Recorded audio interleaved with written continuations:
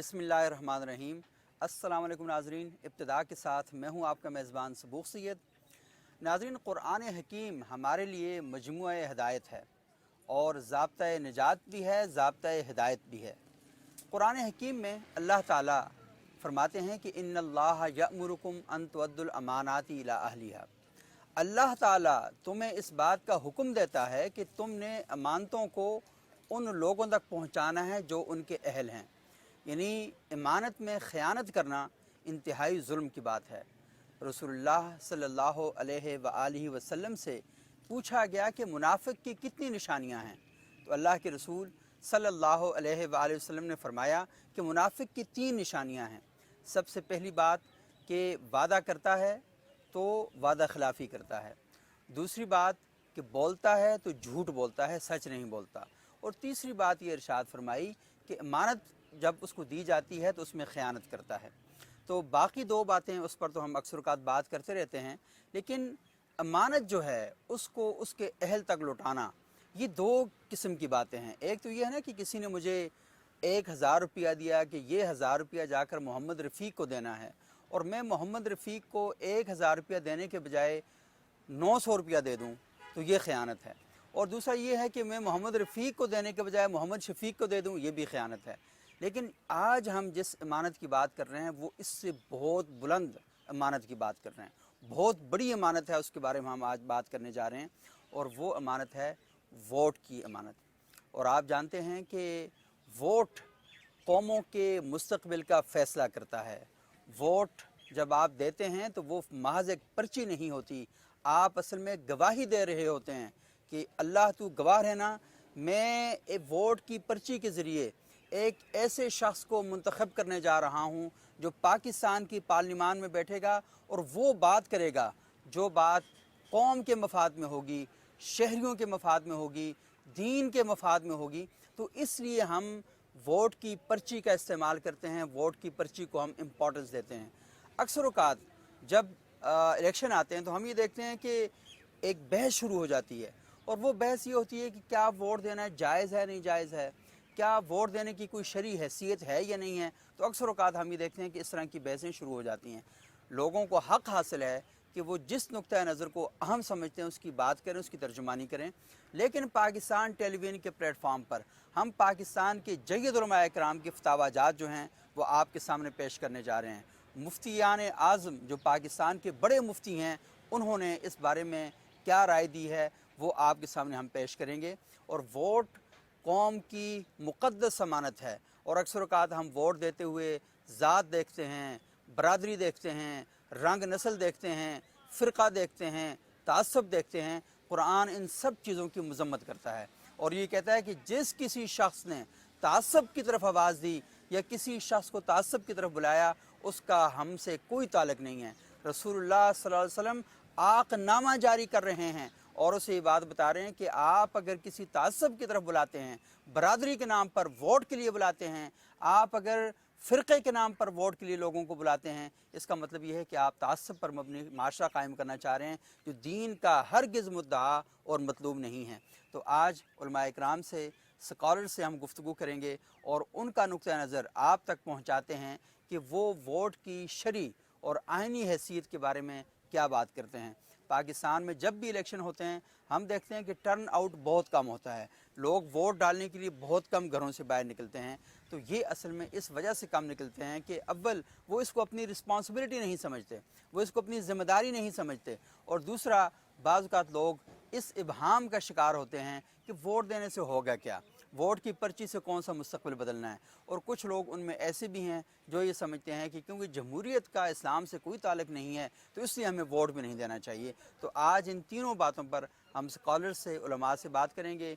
कोशिश करेंगे कि अगर आम शहरियों से हमारी बातचीत होती है उनसे भी हम पूछें कि उनके जहनों में क्या तहफ़्फ़ुज़ात हैं, क्या ख़दशात हैं। तो आइए अपने सवालात के सिलसिले का आगाज़ करते हैं।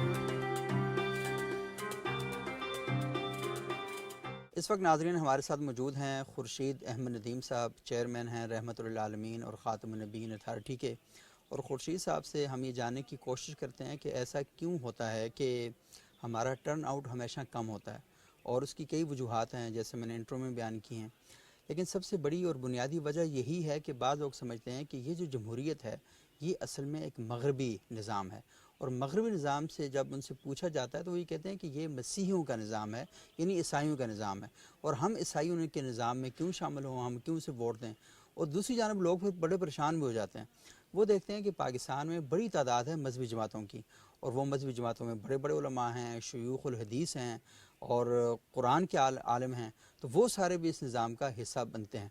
تو خورشید صاحب تھوڑی سی پہلے تو یہ کنفیوژن ختم کریں کہ ایک طرف علماء کا یہ طبقہ ایک ہی مکتب فکر کے علماء ہیں، اور وہ یہ کہتے ہیں کہ جمہوریت ٹھیک نہیں ہے، اسی مکتب فکر کے علماء کرام جمہوریت کو ٹھیک سمجھتے ہیں اور انتخابات میں بھی کھڑے ہیں۔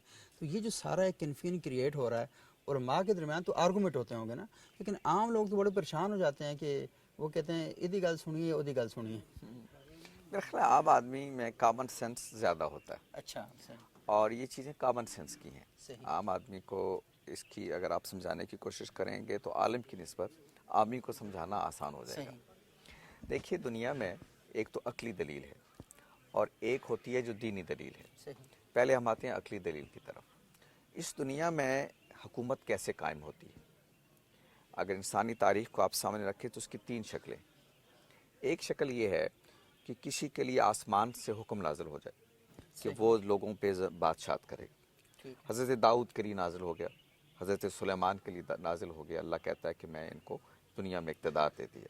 ٹھیک کچھ اور لوگوں کے لیے بھی نازل ہو گیا جس کے لیے کہا گیا کہ بسطتم فی العلم والجسم، صحیح لوگوں کو قوت دے کے، طاقت دے کے بھیجا گیا اور ان کو زمین میں اقتدار دے دیا گیا۔ خدا کا فیصلہ تو ظاہر ہے کوئی چیلنج نہیں کر سکتا۔ ایک شکل تو یہ ہے۔ دوسری شکل یہ ہے کہ کوئی آدمی بزور طاقت کی بنیاد پر کسی اقتدار پہ قبضہ کر لے، کسی حکومت پہ قبضہ کر لے، اور اس کے بعد وہ یہ کہے کہ اس کے بعد اب میرا بیٹا حکمران ہوگا، پھر اس کے بعد اس کا بیٹا ہوگا، اور اس کے بعد اس کا بیٹا ہوگا، یا پھر وہ جس کو نامزد کر دے۔ صحیح تو دوسری شکل یہ ہے کہ آپ لوگوں کے ساتھ ایک بادشاہت کا نظام قائم کر دیں صحیح انسانی تاریخ کے اندر۔ تیسری شکل یہ ہے کہ آپ یہ طے کریں کہ یہ حق ہم لوگوں کو دیتے ہیں، عوام کو دیتے ہیں، کہ وہ جس کو پسند کریں اس کو حکمران بنا لیں، صحیح جب چاہیں اس کو حکمران بنا لیں، جب چاہیں اس کو الگ کر دیں۔ صحیح جس کو ہم ہماری اصطلاح میں، دینی اصطلاح میں ہوتا ہے کہ جو ارباب حل و عقد ہیں، صحیح الباب عزل و نصب ہیں، صحیح ان کا تعین جو ہے وہ آپ کرتے ہیں لوگوں کی رائے سے۔ اچھا، جو پہلی شکل ہے صحیح وہ تو ختم ہو گئی۔ نبی صلی اللہ علیہ وسلم وہ آخری شخصیت ہے انسانی تاریخ میں جن کے لیے آسمان سے ایک حکم نازل ہوا۔ صحیح وہ دور ختم ہو گیا، نبوت کا دور ختم ہو گیا۔ اب آسمان سے یہ فیصلہ نہیں ہونے والا کہ اقتدار یا قوت میں فلاں کو دے رہا ہوں۔ صحیح دوسری شکل ہے بادشاہت۔ وہ بھی وقت کے ارتقاء کے ساتھ انسانوں نے اس کو مسرت کر دیا۔ صحیح اس سے جو جبر، جو ظلم وجود میں آتا ہے، اس کے لیے انسان نے بحثیت مجموعی اس سے اعلان لا تلقی کر دیا۔ صحیح اب ایک تیسری شکل ہی باقی ہے جس کے اندر حکمران طبقے کو آپ محدود کرتے ہیں کہ وہ لوگوں پر ظلم نہ کرے، اور اگر کبھی ایسی نوبت آ جائے کہ وہ ظلم کرے تو اس کو عوام اپنے ووٹ سے، اپنے حق سے ختم کر دے۔ صحیح دوسری بات جو میں بتانا چاہتا ہوں وہ یہ ہے کہ پرانے دور میں جب آپ حکمرانوں سے تنگ آتے تھے ظلم کی وجہ سے، ان کی زیادتیوں کی وجہ سے، تو آپ کے پاس ہٹانے کا کوئی ذریعہ نہیں تھا الا یہ کہ آپ تلوار سے ہٹائیں۔ تلوار سے جب بھی آپ نے ہٹایا حکمرانوں کو، اس کے نتیجے میں معاشرے کے اندر فساد پیدا پیدا ہوا۔ صحیح ایک بندے کو ہٹانے کے لیے کتنے بندوں کو جان دینا پڑی۔ تو اب آپ کے پاس ایک طریقہ آ گیا کہ یہ ووٹ ہے، پرامن طریقہ ہے، اس سے ہم طے کریں گے کہ اس شخص کو، اس خاتون کو، اس جماعت کو اقتدار پہ رہنا یا نہیں رہنا۔ صحیح اور پرامن طریقے سے آپ ایک سے دوسرے کے اقتدار میں منتقل ہو جاتے ہیں، اور چاہتے ہیں تو اس کو باقی رکھیں تو اس کو بھی باقی رکھ سکتے ہیں۔ یعنی وہ احتساب کا نظام بھی عوام کے پاس آ گیا، شہریوں کے پاس آ گیا۔ اور یہ پرامن انتقال اقتدار کا ایک ذریعہ ہمارے پاس آ گیا۔ صحیح ورنہ بادشاہت ہو یا جو بھی اور نظام ہو، اس کے اندر پرامن انتقال اقتدار کا کوئی ذریعہ نہیں نہیں ہے۔ ہے۔ صحیح یہ تو ہوگی تاریخی اور عقلی دلیل۔ اب آئیے دین کیا کہتا ہے۔ صحیح دین یہ کہتا ہے کہ جو خدا کو ماننے والے لوگ ہیں ان کا نظام اجتماعی جو ہے وہ مشورے کے اصول پر چلتا ہے۔ صحیح وہ امرہم شورا بینہم، صحیح ان کے معاملات مشورے سے چلتے ہیں۔ ان کی پہچان یہ ہے صحیح کہ وہ ایک دوسرے سے مشورہ کر کے اپنے معاملات چلاتے ہیں، صحیح اور اس مشورے کے اندر میرٹ ہوتا ہے۔ ان اللہ یامرکم ان تؤدوا الامانات الی اہلھا، اور اللہ ساتھ یہ کہتا ہے کہ یہ امانت ہے اقتدار، یہ آپ ان لوگوں کے سپرد کریں جن کے اندر اس کی اہلیت ہو۔ اہلیت اخلاقی بھی ہوتی ہے، اہلیت جو ہے وہ صلاحیت کے اعتبار سے بھی ہوتی ہے۔ تو دین آپ کو جو سکھاتا ہے وہ بھی یہ سکھاتا ہے کہ اب پیغمبر نہیں آئیں گے، وہی کا سلسلہ ختم ہو گیا، آسمان سے کسی کی حکومت طے نہیں ہونے والی، اب آپ مشاورت سے اپنی چیزوں کو کریں گے۔ چنانچہ یہی بات ہے کہ نبی صلی اللہ علیہ وسلم جب دنیا سے رخصت ہوئے تو آپ کے بعد اس امت نے بحیثیت مجموعی جو نظام قبول کیا وہ مشاورت کا نظام ہے، جس کو آپ خلافت کہتے تھے، ٹھیک ہے؟ اور خلافت کیا ہے کہ یہ انسانوں کی رائے سے قائم ہونے والا نظام ہے۔ آپ کے علم میں ہے کہ حضرت ابوبکر صدیق کی خلافت جب قائم ہوئی تو اس کے لیے انہوں نے مسجد نبوی میں اعلان کیا، جب اعلان عام ہوا، بیعت عام ہوئی، ووٹ اسی طرح کی ایک ووٹ چیز ہے۔ یہی ہے، بالکل ہاں، اصل میں جس کو ہم ووٹ کہتے ہیں نا، یہ تو ایک تمدنی شکل میں عوام کی رائے جاننے کا ذریعہ ہے۔ صحیح، قدیم دور میں آپ کیسے کرتے تھے؟ جو ہاتھ اٹھا دے بیعت کر لے، اس کا مطلب یہ ہے کہ آپ نے اس کو قبول کری۔ اب آپ کہتے ہیں کہ پرچی اس کے حق میں ڈال دے، آبادی بڑھ گئی، سوسائٹیز پھیل گئی تو اس میں امیدوار آپ زیادہ ہو کرتے گیا، ہو، امیدوار زیادہ ہو گئے، ایگزیکٹلی۔ تو یہ وہاں سے شروع ہوا کہ نبی صلی اللہ علیہ وسلم کے بعد امت کو معلوم تھا کہ اب کوئی خدا کی طرف سے نہیں آنے والا، اب ہم نے معاملات کیسے طے کرنے ہیں؟ اپنے مشورے سے طے کرنے ہیں۔ وہ پہلا مشورہ سقیفہ بنی سعدہ میں ہوا، اور اس کی جو عموم ہوا اس کا، اب یوں سمجھیے کہ اس میں کچھ لیڈرز نے فیصلہ کیا، آپ اس کو عوام کے پاس آپ لے آئے مسجد میں، وہ بڑا پلیٹ فارم تھا۔ اسی اصول پر آنے والے ادوار چلتے رہے، اور پھر بدقسمتی سے جب مسلمانوں کے اپنے نظام کے اندر یہ سلسلہ ختم ہو گیا رائے کا، تو پھر وہ امریت میں ایک ملوکیت میں تبدیل ہو گئی۔ تو ظاہر ہے اس کو کوئی اسکالر یہ نہیں کہتا کہ وہ اسلام کا دیا وہ نظام تھا۔ اچھا خورشید صاحب، یہ تھوڑا سا یہاں پر ایک سوال پیدا ہوتا ہے جو آپ نے بات کہی ہے کہ آپ نے کہا کہ خلافت اصل میں وہ یہی ہے کہ جب وہ ہاتھ کھڑے کر لیتے ہیں تو یہ ووٹ کی ایک شکل ہے، لیکن ہمیں جو پڑھایا گیا، یہ جو بات بتائی جاتی ہے اس میں یہ بات کہی جاتی ہے کہ خلافت کے اندر کوئی شخص خود اپنے آپ کو نومینیٹ نہیں کرتا، لیکن مروجہ جو جمہوریت ہے اس کے اندر ہر شخص خود کہتا ہے جی کہ میں بننا چاہتا ہوں، میں وزیر اعظم بننا چاہتا ہوں، لیکن اس وقت وہ یہ نہیں کہتے تھے، لوگ اعتماد کرتے تھے کہ ہاں آپ اس قابل ہیں کہ آپ ہمارے سروں پر حکمرانی کر سکتے ہیں۔ تو یہ تھوڑا سا فرق تو ہے۔ اچھا، میں آپ سے عرض کرتا ہوں کہ اس کو ایک تو ہے اصولی طور پہ سمجھنا چاہیے، ایک ہے اس کی عملی شکل۔ اصولی طور پر اب بھی یہی ہوتا ہے، کوئی آدمی خود کھڑا نہیں ہوتا، یہ جماعتیں ہیں جو طے کرتی ہیں کہ یہ شخص ہمارے نمائندگی کرے گا، اس کا دیں۔ یہ فیصلہ فرد نہیں کرتا، وہ کچھ آزاد بھی کھڑے ہوتے ہیں، اس کو آپ کو رائے دیتے ہیں، لیکن عام طور پر ابھی بھی جمہوری نظام کے اندر یہ ہے کہ پارٹیاں فیصلہ کرتی ہیں کہ اس حلقہ انتخاب میں ہم نے فلاں آدمی کو یہ ذمہ داری سونپنی ہے کہ وہ عوام کی نمائندگی کرے، ہماری طرف سے یہ آدمی ہے جو ہم اس کو یہ ذمہ داری سونپ رہے کہ عوام کی نمائندگی کرے۔ یہ اس میں بھی آپ دیکھ رہے ہیں کہ بندہ خود نہیں کھڑا ہو رہا، آپ کا ایک گروہ ہے جو فیصلہ کر رہا ہے کہ یہ ہمارا نمائندہ ہوگا، تو اب وہ لوگوں کے سامنے اپنے آپ کو پیش کرتا ہے، اور اکیلے بندے کے کھڑے ہونے سے کوئی فیصلہ بھی نہیں ہوتا، وہ اپنے آپ کو پیش کرتا ہے کہ ہاں میں ہوں اور یہ صورت ہے اس کی۔ لیکن دوسری شکل جو چونکہ آپ نے جیسے اشارہ بھی کیا، ادارے جو ہیں وہ اخلاقی زوال کا شکار ہوتے ہیں، بنے تو وہ ٹھیک اپنے اصول پر ہیں، لیکن اس کے بعد وہ زوال کا جب شکار ہو جاتے ہیں تو پھر اس کے اندر وہ ساری چیزیں آ جاتی ہیں جس کی طرف اب اشارہ کر رہے ہیں۔ اس لیے جو لوگوں کی تربیت کرنے کی چیز ہے وہ یہ ہے کہ پولیٹیکل پارٹیز مضبوط ہوں۔ یہ اب دیکھیں وزیر اعظم بھی ہر آدمی نہیں بن سکتا، وہی بنے گا جس کو پارلیمنٹ چاہیے گی، ووٹ ملیں گے تو بنے گا، تو رائے پھر بھی لوگ ہی دے رہے ہوتے ہیں۔ تو لوگوں کے اندر یہ چیز ایک تو ذمہ داری کا احساس پیدا کرنا چاہیے، پولیٹیکل پارٹیز کے اندر جمہوری کلچر ہونا چاہیے، تاکہ یہ جو اصول پر جس پہ یہ سیاسی نظم قائم ہے اس اصول کو وہ اپنائیں، اور وہ صورت نہ پیدا ہو کہ جس میں لوگ خود اقتدار کے حریص بن کر کھڑے ہو جائیں۔ اس لیے کہ اقتدار کا جو حریص ہے، وہ نبی صلی اللہ علیہ وسلم نے فرمایا کہ جو کسی منصب کے لیے خود کوشش کرتا ہے اللہ پھر اس کو اس کے حوالے کر دیتا ہے، لیکن اگر کسی کو منصب سونپ دیا جائے اور وہ ذمہ داری کسی کے کہنے پہ، سوسائٹی کے کہنے پہ اٹھا لیتا ہے تو اس کو ذمہ داری سمجھتا ہے، تو پھر اللہ اس کی مدد کرتا ہے۔ تو ہم نے وہ کلچر بنانا چاہیے کہ جس میں لوگوں کو ذمہ داری سونپی جائے تو اس کو ذمہ داری سمجھے، یہ نہ ہو کہ اس کو لوٹ مار کا کوئی سبب سمجھ لیں، کوئی ایسی چیز سمجھ لیں جس سے دنیاوی مفادات حاصل کرتے ہیں، بلکہ اس کو وہ یہ سمجھیں کہ خدا کی طرف سے امانت ہے اور ہمیں اس کے لیے اپنے اللہ کے حضور میں جواب دہ ہونا ہے۔ اچھا خورشید صاحب، آپ نے بڑے مختصر وقت میں پورا اس کا جو کانٹیکسٹ ہے وہ بیان کر دیا کہ کس طریقے سے اصل میں حکومتیں بنتی ہیں، حکومتیں قائم ہوتی ہیں، ووٹ کا جو سسٹم ہے سارا وہ کیسے ہوتا ہے، لیکن جو بالکل بنیادی سوال میں نے آپ سے کیا تھا اور ہمارے آج کا جو پروگرام اس کا جو موضوع بھی یہی ہے کہ لوگ یہ سمجھتے ہیں کہ یہ غیر شرعی ہے، اور آپ کو معلوم ہے کہ پاکستان کے اندر ایسی کئی جماعتیں موجود ہیں جو انتخابی عمل کو غیر شرعی سمجھتی ہیں، اور کچھ ایسی جماعتیں بھی ہیں کہ جو آج سے 10-15 سال پہلے جمہوریت کو کفر قرار دیتی تھیں، لیکن اس وقت وہ انتخابی عمل کا حصہ ہیں. یعنی اس کا مطلب یہ ہے کہ ان کی رائے میں تبدیلی آئی ارتقاء ہے، ہے، ارتقاء موجود ہے. تو یہ تھوڑا سا عام لوگ جو کنفیوژن کا شکار ہیں، آپ کو پتہ ہے کہ ہمارے ہاں ٹرن آؤٹ بہت کم ہوتا ہے، اور اس میں اس کا بھی ایک بڑا رول ہے، بہت سے وجوہات اور ان کے ساتھ ساتھ. تو ان لوگوں کے لیے خاص کر جو ووٹ کے عمل کو غیر شرعی عمل سمجھتے ہیں، علماء کی آراء سے، آپ کی اپنی جو آراء ہیں اس کے مطابق تھوڑا سا لوگوں کو یہ بات پہنچائیں، بتائیں کہ یہ غیر شرعی عمل نہیں ہے. آپ کے توسط سے میں ایک بات تو یہ عرض کروں گا کہ دیکھیے اس ملک کے جید علماء، جس میں مولانا سید ابو العلا مودودی، مفتی محمد شفیع صاحب جن کو آپ مفتی اعظم پاکستان کہتے ہیں، صحیح. اس طرح کے تمام جید لوگ اس بات کے قائل ہیں کہ ووٹ دینا ہماری ایک شرعی ذمہ داری ہے. ذمہ داری ہے، ہاں، یہ ہم نے یہ کام یہ فرض کرنا ہے ہے. ہمارے اوپر. جی، ہماری دینی ذمہ داری ہے کہ جب ہم سے رائے لی جائے تو ہم اپنی رائے دیں. صحیح. یہ 1970 کے دنوں میں یہ ڈیبیٹ اس ملک میں چلی تھی، آج سے 50-55 سال پہلے.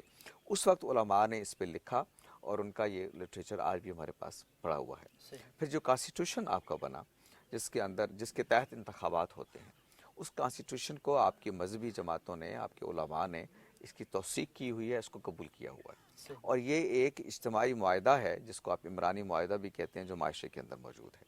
تو جو لوگ اس وقت پاکستان کے شہری ہیں، مسلمان ہیں، اور جو غیر مسلم بھی ہیں، پاکستان کے آئین کو مانتے ہیں، ان کو بھی، اور جو مسلمان ہیں ان کو بطور خاص میں کہنا چاہتا ہوں کہ یہ ان کی دینی ذمہ داری ہے کہ وہ اس عام وقت صحیح لوگوں کو ووٹ دیں، جن کی دیانت پر وہ اعتماد کرتے ہیں، جن کی امانت پر وہ اعتماد کرتے ہیں. اور ایک بات اور میں عرض کر دوں کہ آئیڈیلز میں سے انتخاب نہیں ہوتا.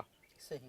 لوگ کہیں جی چونکہ وہ آدمی ہے ہی نہیں اس معیار کا تو ہم کسے ووٹ دیں. آپ کو موجود لوگوں کے درمیان میں سے کسی کا انتخاب کرنا ہوتا ہے. صحیح. اس لیے یہ بات کہ آپ اتنے ہی مکلف ہیں، اور آپ کو چاہیے کہ آپ لوگ جو موجود ہیں ان میں سے جو بہتر آدمی ہے اس کو آپ ووٹ دیں. اس لیے کہ اسی اصول پر، جس اصول پر آپ رشتے طے کرتے ہیں، رشتے آپ بیٹوں کے جب کر رہے ہوتے ہیں تو آئیڈیل بنیادوں پہ نہیں کر رہے ہوتے، عملی بنیادوں پہ کر رہے ہوتے ہیں. اسی طریقے سے اپنی سیاسی قیادت بھی عملی بنیادوں پر آپ تلاش کرتے ہیں، لیکن آپ کی پوری کوشش ہونی چاہیے کہ جو بہتر آدمی ہے اس وقت میں اس کا انتخاب کروں. یہ جو صادق الامین کی بحث ہے، جس کے اندر بہت ہی زیادہ اس طرح سے پیچیدگی پیدا ہو گئی ہے کہ ہم ووٹ دیتے ہوئے یہ سوچ رہے ہوتے ہیں کہ یہ اللہ معاف کرے کہ کوئی پیغمبر کے لیول کا آدمی ہوگا تو ہم ووٹ دیں گے، ورنہ نہیں آپ دیں گے. کے علم میں ہے کہ یہ اصل میں جب ہر چیز کو قانون کی نظر سے پرکھنے کی کوشش کرتے ہیں نا تو اس کا ناگزیر نتیجہ یہ نکلتا ہے. آپ لوگ گالیاں دیتے ہیں کہ جی اس کریکٹر کے لوگ آ گئے، لیکن یہ سارے کے سارے قانون کی نظر میں دفعہ 62 اور 61 پر پورے اترتے ہیں. اس لیے کہ سب نے ڈکلیریشن دیے ہوئے ہیں. میں کبھی نماز پڑھتا ہوں، میں نہیں چھوڑتا، میں کبائر کا مرتکب نہیں ہوتا، لیکن یہ اللہ ہی جانتا ہے کہ معاملات کیا ہوتے ہیں. اس لیے اس کو قانون کی زبان میں آپ بیان نہیں کر سکتے. اس کو لوگوں کی عقل فراست پر چھوڑ دینا چاہیے کہ وہ جس کی امانت اور اخلاق اور کردار پر اعتبار کرتے ہیں اس کو وہ ووٹ دیں. ورنہ یہ سرٹیفکیٹ کاغذ کے ٹکڑوں سے نہ تو صادق کوئی بن جاتا ہے نہ کوئی امین بن جاتا ہے. اور ویسے بھی یہ اصطلاح چونکہ تاریخ میں دیکھیں اس کی بھی حرمت ہوتی ہے، نبی صلی اللہ علیہ وسلم کے لیے خاص ہو گئی ہے. تو اب اس طرح کی اصطلاحیں جب خاص ہو جاتی ہیں تو ان کو استعمال کرنے سے گریز کرنا چاہیے. اچھا خورشید صاحب، بہت ہی امپورٹنٹ اور بڑے اہم نکات پر آپ نے توجہ دلائی ہے. تو اب آخر میں چاہوں گا تھوڑا سا خلاصے کے طور پر یہ جو ابھی انتخابات ہو رہے ہیں تو کیا پیغام دینا چاہیں گے؟ رحمت اللہ عالمین اتھارٹی پاکستان میں جو لوگ انتخابی عمل کا حصہ بننے جا رہے ہیں ان کے لیے کیا پیغام دینا چاہے گی؟ معاشرے میں ہم یہ دیکھتے ہیں کہ لوگ آپس میں نفرتوں کو بہت زیادہ بڑھاوا دیتے ہیں، تو ان کی تربیت کیسے ہونی چاہیے؟ تو آخر میں ایک تھوڑا سا پیغام آپ کو چاہیے. اس قوم کے نام، اس ملک کے شہریوں کے نام میرا پیغام یہ ہے کہ وہ انتخابی عمل میں پورے جذبے کے ساتھ شریک ہوں اور یہ دیکھیں کہ ان کے حلقہ انتخاب میں کون آدمی ہے جو اخلاق اور کردار کے معاملے میں دوسروں سے بہتر ہے، کون ہے جو ملک کے مفاد کے مطابق ہے، کس کو ووٹ دے کر ہم ملک کے مفاد کو، عوام کے مفاد کو بہتر کر سکتے ہیں. اور اس کے ساتھ یہ بات یاد رکھیے کہ جن کو آپ ووٹ نہیں دے رہے یا جن کو دے رہے ہیں، یہ فرشتوں اور شیطانوں کے درمیان مقابلہ نہیں ہے، بلکہ انسانوں کے درمیان سے آپ کا بہتر انتخاب ہے. ممکن ہے آپ کے ساتھ دوسرا آدمی کسی اور کو بہتر سمجھتا ہے، اس کا انتخاب کر رہا ہے. جس طرح آپ کو یہ حق حاصل ہے اس طرح دوسرے کو بھی حق حاصل ہے. اس لیے دوسری کی رائے کا بھی احترام کیجیے جو آپ سے اختلاف کرتا ہے. انتخابی عمل کو پرامن رکھیے، آپ اپنے پورے جذبے کے ساتھ اپنے ووٹ کا حق استعمال کیجیے اور یہی حق دوسروں کو دیجیے.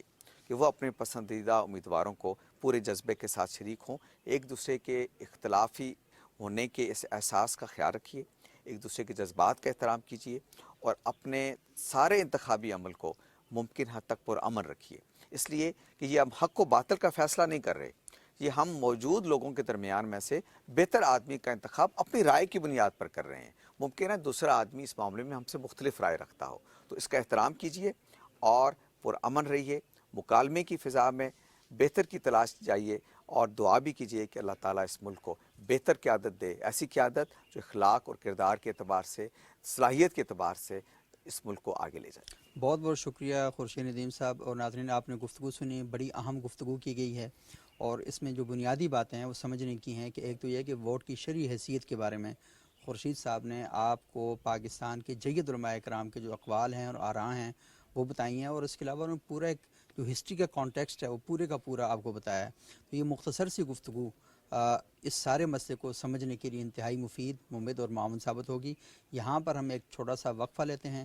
وقفے کے بعد دوبارہ آپ کی خدمت میں جب حاضر ہوں گے تو مختلف اسکالرز کے ساتھ, علماء اکرام کے ساتھ گفتگو کریں گے, اور یہ سلسلہ کلام جاری رہے گا. ایک وقفے کے بعد حاضر ہوتے ہیں.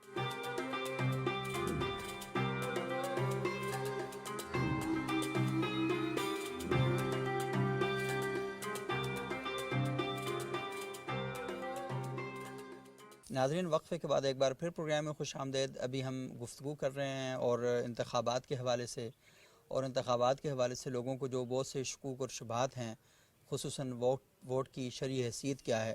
تو خورشید ندیم صاحب نے آپ کے ساتھ بات کی. ابھی ہمارے ساتھ موجود ہیں ملک عزیز پاکستان کے ایک بڑے معروف اسکالر ہیں صاحبزادہ قمر الحق صاحب, اور یہ جامعہ محمدی شریف چنوٹ کے سربراہ ہیں. ان سے ہم بات چیت کریں گے. بہت شکریہ علامہ صاحب, آپ یہاں تشریف لائیں. یہ بتائیے گا کہ ہمارے ہاں لوگوں کے ذہنوں میں یہ بڑے مسائل پیدا ہو چکے ہیں, اور لوگ ووٹ دیتے ہوئے بڑی تشویش کا شکار رہتے ہیں. تو آپ کے نزدیک ووٹ دینے کا سارا عمل کیسا ہے, آپ اسے کیسے دیکھتے ہیں؟ آپ کا سوال چونکہ جس طرح جنرل ہے تو اس کو میں دو پہلوؤں سے دیکھنا چاہوں گا.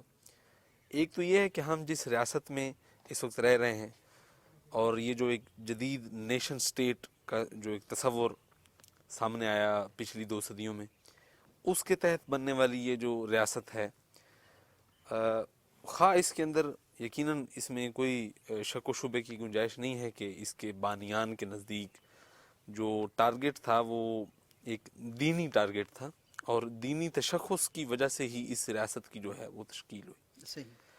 لیکن اب اس میں جو سوشل اسپیکٹ ہے اس کے ریزلٹس کا دینی مقاصد کو مد نظر رکھ کے بنائے جانے والے اس ملک میں نظام کے حوالے سے, تو بانیان کے بھی بیانات یہی تھے کہ بھئی قرآن اس کا دستور ہوگا. کسی نے پوچھا, ہم نے پڑھا ہے مختلف کتب میں بھی, اور یہ مستند لوگوں نے بتایا بھی ہے کہ قائد اعظم محمد علی جناح وہ فرمایا کرتے تھے کہ ہمارا دستور قرآن ہے, ہم دینی چیزیں ہیں. اس کے ساتھ ساتھ چونکہ دین میں بھی اقلیتوں کے اور باقی جو ایک آزادیوں کے مکمل حقوق ہیں, تو اس پر بھی وہ ظاہر زور دیتے تھے, لیکن اس کے باوجود ان کا یہی مطمع نظر تھا. تو اس لیے پہلے ہم اس چیز کو دیکھ لیتے ہیں, کیونکہ سوشولوجی جو ہماری سوشولوجی ہے, جو ہمارے یعنی جو ڈیولپ ہوئی ہماری پچھلی صدیوں میں, اس میں یہ ہمیں نظر آتا ہے کہ معاشرے کو دیکھنے کے لیے اس کے جو مختلف واقعات ہیں ان کو دیکھا جائے تو ہمارا ایک بہت بڑا واقعہ جو ہے وہ پاکستان کا بننا ہے.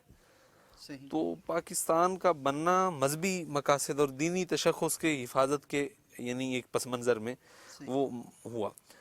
تو اب ووٹ جو ہے وہ اپنایا گیا اس ریاست کو چلانے کے لیے, اس ریاست کی تشکیل, اس ریاست کی جو تاسیس, حتیٰ کہ جو اس ریاست کی تشکیل ہوئی, جو اس کی اسٹیبلشمنٹ ہوئی, وہ بھی بغیر کسی یعنی مبالغے کے اور بغیر کسی یعنی ایگزیجریشن کے, وہ ایک الیکٹورل ایک پروسیس تھا جو 1946 میں ہوا, اور اس کے نتیجے میں اب یہ سوال کہ آیا الیکشن کا جو پروسیس ہے اور الیکشن کا جو ایک کنڈکٹ کرنے کا ایک جو وہ ایک سارا معاملہ اور سلسلہ ہے, اس کا دینی پس منظر کیا ہے. یہ تو میں نے عرض کر دی کہ چونکہ یہ ریاست اسی لحاظ جو پس منظر ہے پورا آپ نے بتایا اور جی، بڑا اچھا آپ نے جی، بتایا. وہ ریاست بنی ہی الیکشن کے نتیجے میں، صحیح. ٹھیک ہے، ووٹ کے ذریعے. جہاں مسلم لیگ نے زیادہ نشستیں لیں، کچھ جگہوں پہ ریفرنڈم ہوا. ظاہر ہے ریفرنڈم بھی ایک ووٹ کی ووٹ ہی ہوتا ہے. تو مطلب ہمارے آج اس کو ہم خیبر پختونخوا کہتے ہیں، فرنٹیئر کا علاقہ، ان جگہوں پہ ریفرنڈم ہوا. مشرقی پاکستان کا جو حصہ تھا ڈسٹرکٹ سلہٹ، وہاں پہ بھی ریفرنڈم ہوا. تو وہ سارا جو پروسیس تھا وہ ووٹ کے نتیجے میں ہوا. کچھ جگہوں پہ ویسے انتخابات ہو گئے، کچھ جگہوں پہ ریفرنڈم ہو گیا. تو اب ہم آتے ہیں اس کے دینی اس کی طرف، جو اس کا دینی تناظر ہے. ہم جو اصول الفقہ کے ہم جب قواعد پڑھتے ہیں، کسی چیز کو حلال اور اس کو حرام دیکھنے سے پہلے ہم یہ دیکھتے ہیں کہ اصل میں ہر چیز حلال ہوتی ہے، صحیح. ہر چیز مباح ہے. فی الاصل جو ہے وہ مباح ہے، ہر چیز مباح ہے. اس کے بعد وہ حرام کب ہوتی ہے؟ جب اس کو کوئی نص پروہیبٹ کر دیتی ہے، اس کی پرمیسیبلٹی کو جب چیلنج کر دیا جاتا ہے کسی نص کہتے ہیں ٹیکسٹ کو. ٹیکسٹ کیا ہے؟ قرآن اور سنت. تو ہم جب دیکھتے ہیں اس کی حلت اور حرمت کے حوالے سے، تو ہمیں یعنی اس میں کوئی ایسی چیز نہیں ہے ووٹ کے اندر، یعنی اس میں کہا جا سکتا ہے کہ یہ کوئی پیرالل خدائی نظام کے سامنے کھڑا کرنے کی یہ کوشش ہے، اور اس میں لوگ قانون بناتے ہیں، لوگ جناب یہ کرتے ہیں. I don't think so. Even مجھے تو نہیں پتا کہ کوئی ایسا پاکستان میں یا پوری دنیا میں کسی مسلمان، جہاں الیکشن ہوتے ہیں کسی مسلمان ملک میں، جہاں یہ ہو کہ جی اگر پارلیمنٹ کی 2/3 میجورٹی آئے تو ہم قرآن کو چینج کر دیں گے. ہمیں نہیں معلوم، کہیں بھی نہیں معلوم. اور ایون یہ یہاں بھی ایسا ہی ہے. اولاً جو ہمارے حضرات چیلنج کرتے ہیں اس سسٹم کو، کہتے ہیں کہ یہ ایک پیرالل سسٹم ہے، خدائی نظام اور ہے اور یہ اور ہے. مجھے تو ایک سمجھ اس بات کی نہیں آتی کہ جب ہم شورائیت کی بات کرتے ہیں، شورائیت میں کیا اقلیتی رائے کو فروغ حاصل ہوتا ہے، اس کو باریابی حاصل ہوتی ہے، یا جو شورا کے زیادہ ممبران کی رائے ہو اس کو حاصل ہوتی ہے؟ ہمارے پاس رسول اللہ صلی اللہ علیہ وسلم کی موجود ہے روشنی، جب ان کی ہدایت ہمارے پاس موجود ہے. احد کا موقع تھا، غزوہ احد کا، تو آپ صلی اللہ علیہ وسلم نے بے شک اس کا رزلٹ جو تھا وہ نقصان میں گیا، لیکن رسول اللہ صلی اللہ علیہ وسلم نے جو اکثریتی فیصلہ تھا جو لوگوں نے وہاں پہ کیا اس کو اڈاپٹ کر لیا.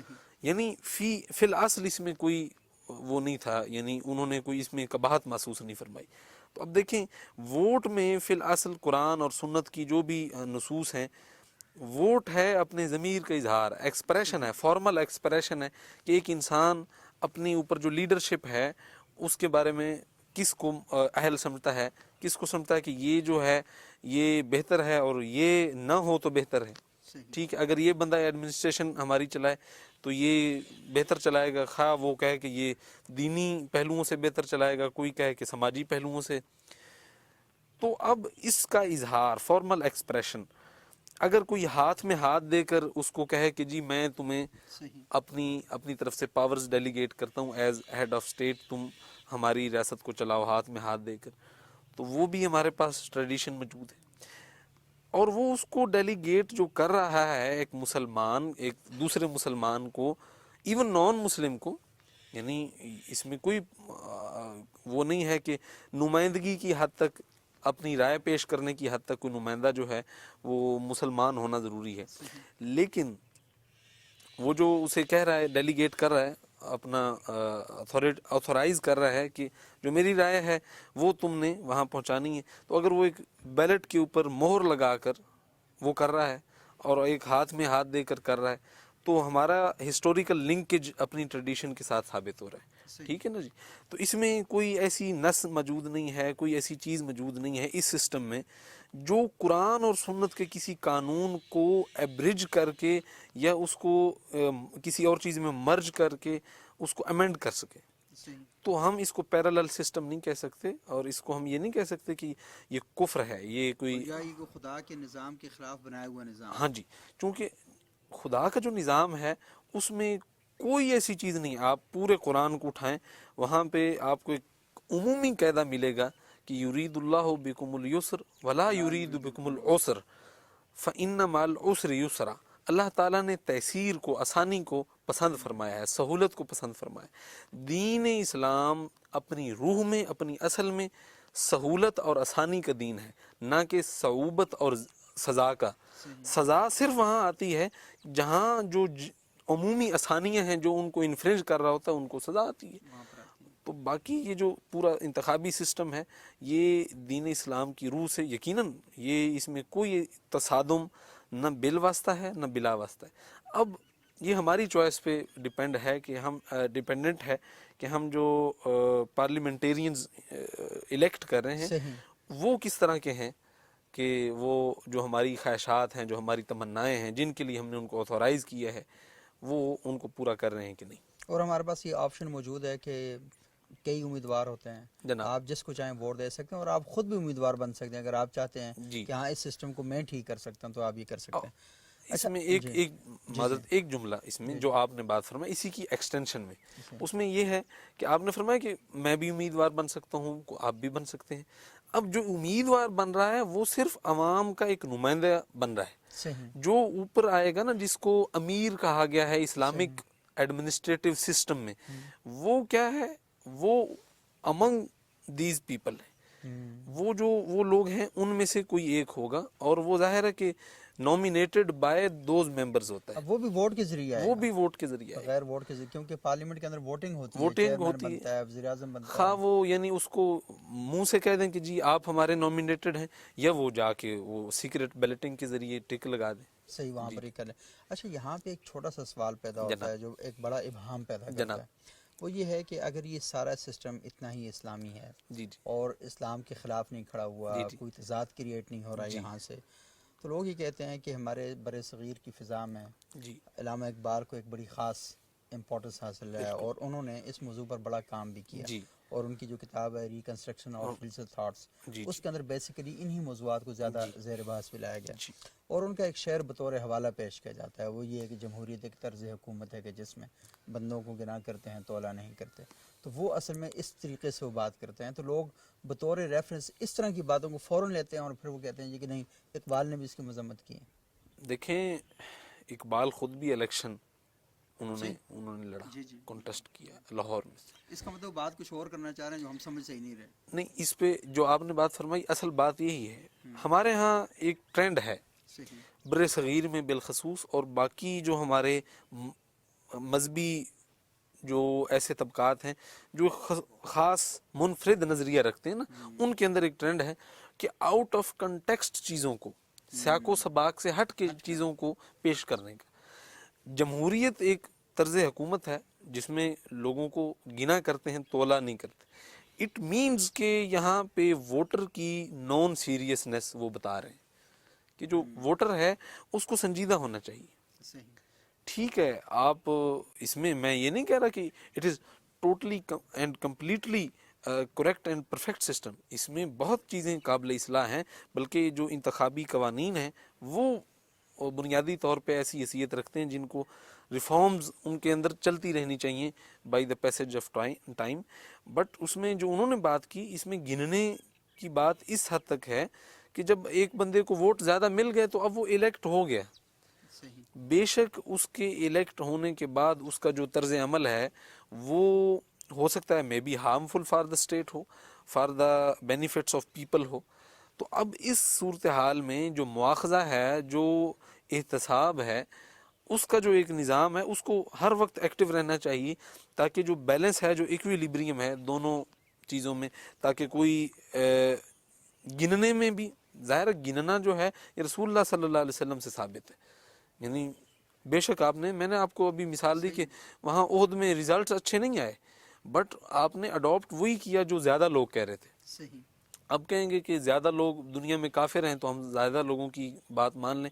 بھئی دیکھیں، آپ اپنے نظم اجتماعی کی بات کریں، آپ اس کے اندر رہتے ہوئے آپ تو سارے مسلمان ہیں نا، تو آپ اگر حق بات کر رہے ہیں تو اگر اس میں سے ہم نے گن لیا ہے تو اس میں کوئی وہ بات یہ نا کہ وہ جو زیادہ لوگ کافر ہیں تو ہم کس چیز کے بارے میں بات کر رہے ہیں۔ جی تو مطلب یہ تو طے کرنا چاہیے نا کہ کیا ہم دنیا میں اگر یہ والی بات سارے مل کے کریں کہ انوائرمنٹ بہتر ہونی چاہیے، تو اگر پوری دنیا مل کر یہ بات کریں کہ ہم اس وجہ سے انکار کر دیں گے کیونکہ ان کا عقیدہ ٹھیک نہیں ہے جناب، اس میں انوائرمنٹ سے ہٹ کے آپ دیکھ لیں، اب जेनोसाइड पे बात हो रही है, हाँ सही, तो इसका कोई हिस्टोरिकल पर्सपेक्टिव भी देखना चाहिए। ये जेनोसाइड की टर्म्स ही ज्यूज ने जो है वो डिफाइन की थी अपने लिए, अपने डिफेंस के लिए। जनरेशन से उन्होंने कहा कि जैसे होमिसाइडल जो कत्ल होता है एक आदमी का, इनफरादी कत्ल, इसी तरह उन्होंने कहा जो जनरेशन को कत्ल करे वो जेनोसाइड है। तो अब जो सही बात है, अल हिकमत दालतुल मुमिन, सही, रसूलुल्लाह सल्लल्लाहु अलैहि वसल्लम ने इरशाद फरमाया जो हिकमत है, जो विजडम है, जो काम की बात है, वो हर मोमिन का असासा है।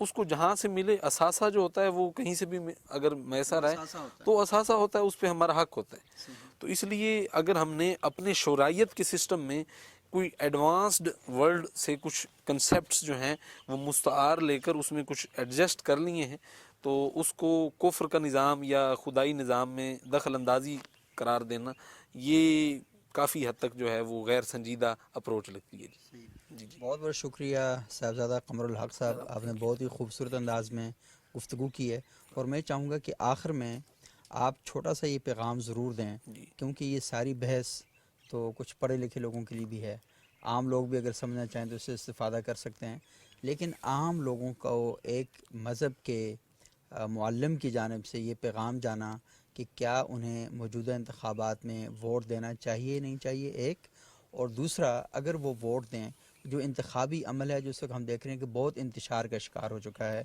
इख्तलाफात बहुत ज़्यादा बढ़ गए हैं, तो उन्हें किस किस्म के पोलराइजेशन हो रवैये गई का, है हाँ बहुत जी हाँ, तकसीम तो किस रवैये का इजहार करना चाहिए? दो चीज़ें ज़रा क्लियर अंदाज में बताएं। देखें, सबसे पहली बात तो ये है कि जो वोटिंग का अमल है इसका हिस्सा हमारी आवाम कम बनती है।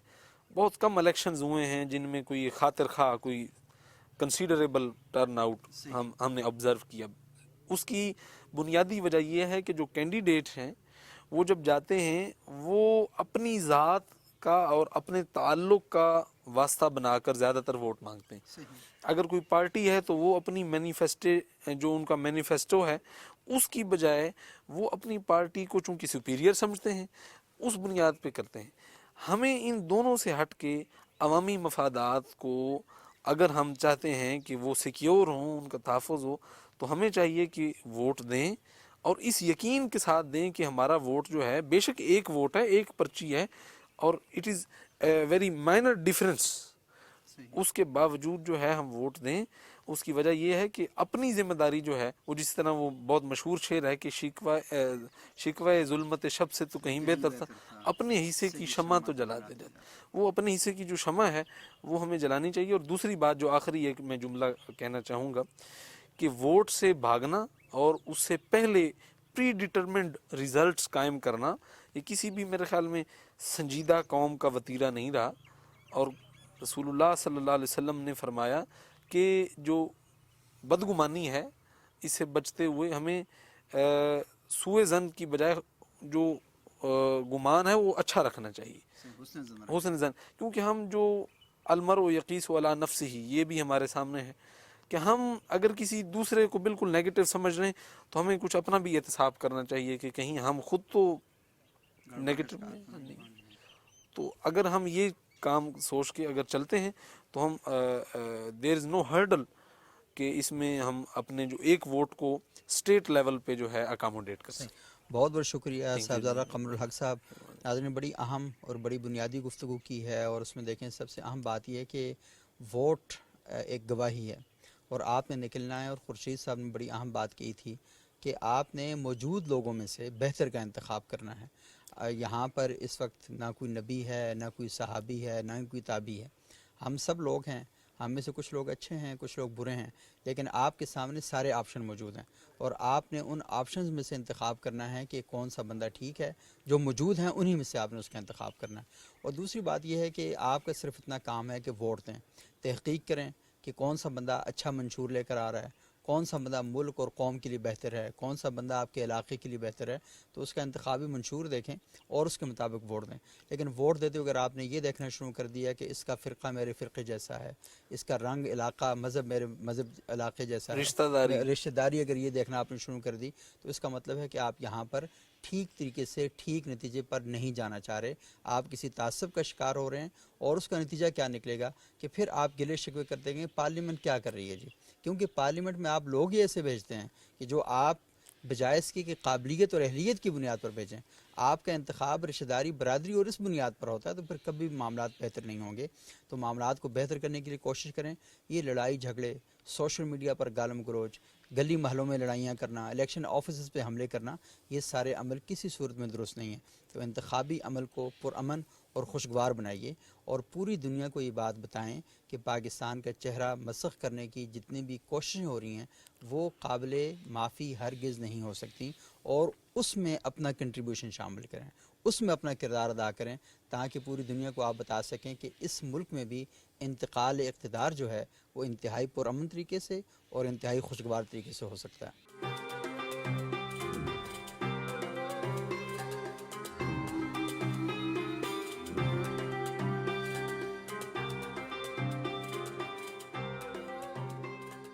ناظرین، آج آپ نے گفتگو سنی، علماء کی، اسکالرز کی، اور لوگوں نے بڑے مزے کی اور بڑی اچھی اچھی باتیں کہی ہیں.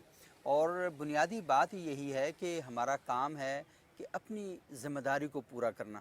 اور جیسا کہ میں نے پروگرام کے شروع میں آپ کی خدمت میں اللہ کے رسول صلی اللہ علیہ وآلہ وسلم کی حدیث سے مبارکہ پیش کی تھی کہ جس میں آپ نے فرمایا کہ منافق کی 3 نشانیاں ہیں.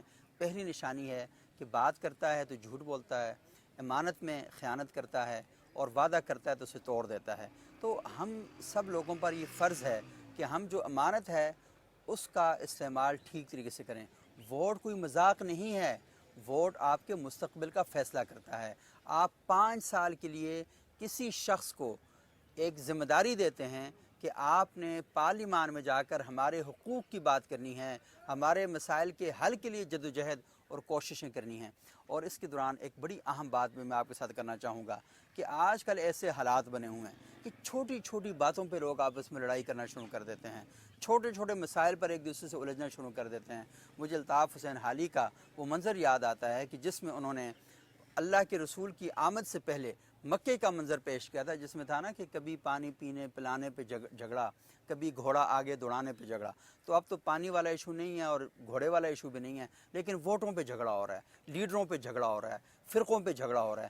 تو آپ کو کسی نے اس بات کا حق نہیں دیا کہ آپ کی مرضی، آپ جس شخص کو لیڈر اپنا سمجھتے ہیں، جس کو ووٹ دینا چاہتے ہیں، ضرور ووٹ دیں. یہ آپ کا اور خدا کا معاملہ ہے، یہ آپ کا، آپ کی پارٹی کا اور آپ کے لیڈر کا معاملہ ہے. لیکن دوسرے لوگوں کے ساتھ الجھنا، الیکشن کے دن ہنگامہ آرائی کرنا، اسلحہ لے کر باہر نکل آنا، لوگوں پر فتوے لگانا، ایک دوسرے کو ٹھیک اور غلط کہنا، یہ بات کسی صورت میں بھی درست نہیں ہے. اچھے شہری، اچھے انسان کبھی بھی ایسا نہیں کرتے. اختلاف رائے ترقی کا زینہ ہوتا ہے، اختلاف رائے ترقی کا ایک عمل ہوتا ہے، اور اس کے ذریعے ہم سیکھتے ہیں کہ کس طریقے سے ہم نے سوسائٹی میں اپنے سے مختلف سوچ رکھنے والے لوگوں کو، اپنے سے مختلف نقطہ ہائے نظر رکھنے والے لوگوں کو ٹالریٹ کرنا ہے، انہیں برداشت کرنا ہے.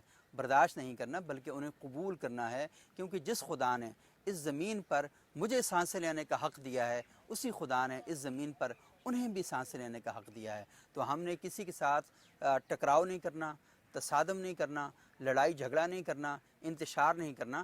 ہر ایک دوسرے کو ویلکم کرتے ہوئے، چہروں پر مسکراہٹ سجاتے ہوئے، اپنے ملک اور ملت کے مستقبل کے لیے فکر مند ہوتے ہوئے ہم نے ووٹ کا جو دن ہے اس دن ہم نے ووٹ دینا ہے، اور پرامن طریقے سے پیسفلی پوری دنیا تک ایک میسج دینا ہے کہ ہمارے ہاں جو انتقال اقتدار کے مراحل ہوتے ہیں وہ اسی طرح طے ہوتے ہیں جس طرح باقی قوموں کے درمیان طے ہوتے ہیں. اللہ تعالیٰ پاکستان کو ترقی سے نوازے، ہم سب لوگوں کے دلوں میں وسعت پیدا کرے، اور صبح اللہ تعالیٰ سے یہ دعا ہے کہ ہم سب کا دن آج کا انتہائی خوشگوار، مہکتا، چہکتا اور اسی طرح رہے کہ جس طرح ہم خوش رہیں. اگلے پروگرام کے لیے اجازت دیجیے گا. بہت شکریہ. اللہ حافظ.